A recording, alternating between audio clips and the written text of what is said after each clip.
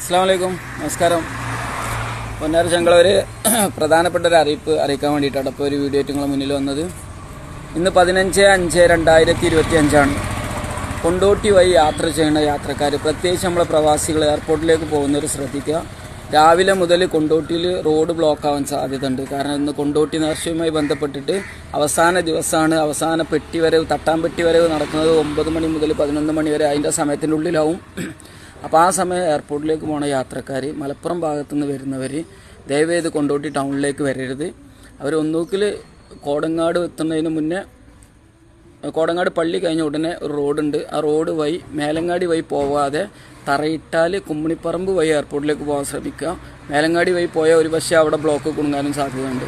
അതല്ലാന്നുണ്ടെങ്കിൽ നിങ്ങൾ നെടിയിരിപ്പിൽ നിന്ന് മേലേപ്പറമ്പ് വഴി ചിറയിൽ ചുങ്കം തറയിട്ടാൽ കുമ്മിണിപ്പറമ്പ് വഴി എയർപോർട്ടിലേക്ക് പോകാൻ ശ്രമിക്കുക.